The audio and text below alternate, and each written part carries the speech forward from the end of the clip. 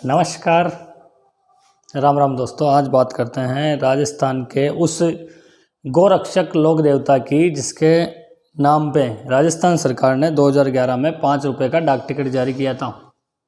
मैं आज बात करूंगा राजस्थान की एक बहुत बड़ी जाति गुर्जर जाति के आराध्य देव श्री देव नारायण जी की। उनके एग्जाम पॉइंट्स ऑफ व्यू से कुछ आने वाले क्वेश्चन पढ़ेंगे अपन आज। हल्का सा उनके बारे में जानेंगे, उनकी क्या कहानी थी, कैसे गायों की रक्षा के लिए जीवन भर संघर्ष करते हैं। स्टार्टिंग अपन अगर इनकी पीढ़ी की देखें तो स्टार्टिंग में देवनारायण जी की पीढ़ी में नाम आता है मंडल नाम के व्यक्ति का। इनके वंशज होते हैं हरिराम जी, इनकी पीढ़ी के हरिराम जी गुर्जर, और हरिराम जी गुर्जर की पीढ़ी में पैदा होते हैं बाघ जी।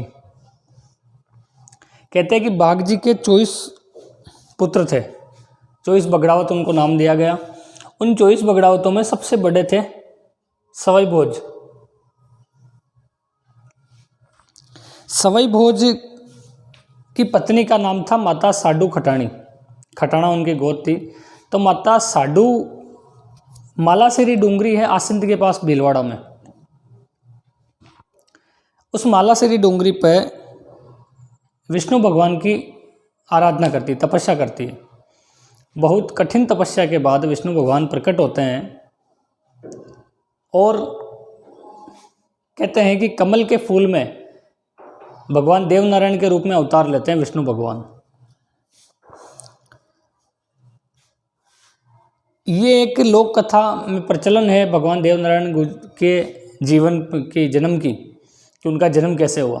अगर अपन देखें तो उनके पिताजी का नाम सवाई भोज था, जो उस पीढ़ी में भी आपने देखा था। बाघ जी के 24 बगड़ावत भाइयों में पुत्रों में सबसे बड़े सवाई भोज थे।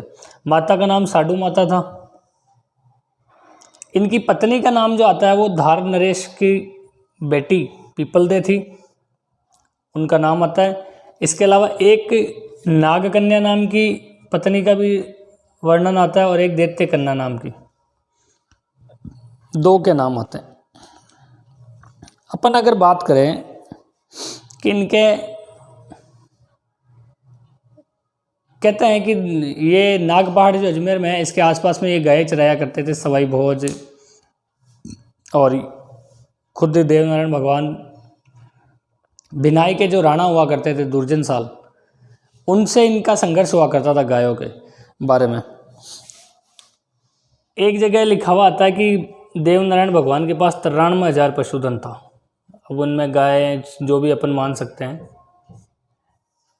इनको हर बार चुराने की कोशिश किया करता था भिनाई का राणा दुर्जन साल। फिर युद्ध होता है, उस युद्ध में दुर्जन साल को मारा जाता है और वो ख़त्म कहानी कही जाती है।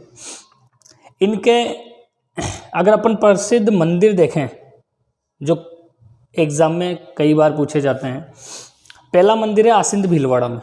आसिंद भीलवाड़ा में 2 मंदिर के नाम आते हैं। एक तो आता है गोठा दड़ावता, जो कि खारी नदी के किनारे हैं। वहाँ से खारी नदी निकलती है। बताते हैं कि वहाँ पे लगभग 1000 बीघा ज़मीन इस मंदिर के नाम है, और वहाँ पे बहुत बड़ी गौशाला है। वहाँ पे उस गौशाला से ही मंदिर का कंप्लीट पालन पोषण होता है, और वहाँ पे जो प्रसाद बनता है या जो भी बनता है वो सब उसी गौशाला से आए हुए दूध, छाछ, दही से बनता है। घाट पिलाई जाती है वहाँ पे मक्की की प्रसाद के रूप में। मुझे भी जाने का मौका मिला वहाँ पे, तो भाई साहब घाट मिलेगी आपको, वहाँ ज़रूर पी के आना। आप भी जाना कभी मौका मिले तो। वहीं पे पास में ही है मालासेरी डूंगरी, आसिंद में ही मालासेरी डूंगरी। ये वही डूंगरी है जहाँ पे भगवान देवनारायण अवतार लेते हैं कमल के फूल से। इस मालासेरी डूंगरी पे 7 ईंटें रखी हुई है। इन 7 ईंटों की नीम के पत्ते के साथ पूजा की जाती है। दूसरा मंदिर है इनका देवमाली मसूदा। देवमाली मसूदा जो है ये ब्यावर से लगभग 15-20 किलोमीटर दूर है, मसूदा तहसील में। इतिहासकार बताते हैं कि जो भगवान देवनारायण का अंतिम समय था वो देवमाली में ही गुजरा था। देवमाली के लोग आज भी कच्चे घरों में रहते हैं, वहाँ की ये विशिष्ट व्यवस्था है। इसके बाद है तीसरा मंदिर जो है वो है देवडूंगरी चित्तौड़गढ़। चित्तौड़गढ़ में इनका ये मंदिर है और इस मंदिर का निर्माण करवाया था राणा सांगा ने। भगवान देवनारायण से आशीर्वाद से प्रसन्न होकर उन्होंने ये मंदिर बनवाया। चौथा जो मंदिर है बहुत बड़ा वो है देवधाम जोधपुर या निवाई टोक।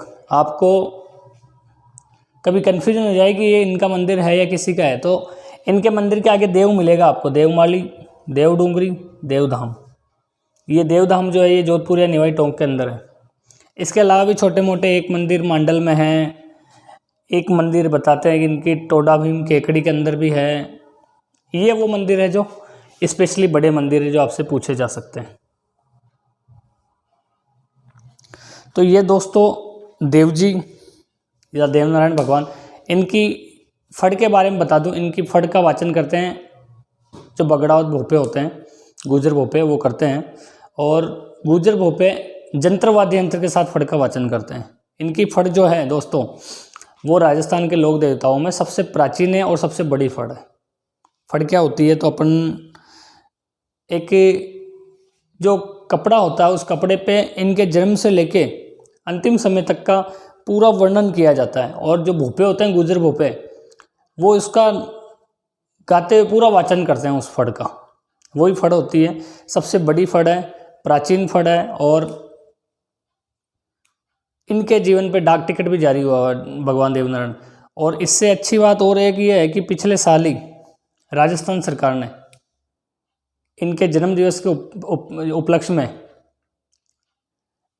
राजकीय जो अवकाश घोषित किया था राजस्थान के अंदर। तो ये कहानी थी दोस्तों भगवान देवनारायण की। छोटी सी कहानी बताने का जो मेरा मकसद था वो ये था कि हो सकता है आपसे कोई क्वेश्चन पूछ लिया जाए कभी इनसे संबंधित, तो लगभग इनके सभी क्वेश्चन कवर करने की मैंने कोशिश की। धन्यवाद। जय हिंद, जय भारत।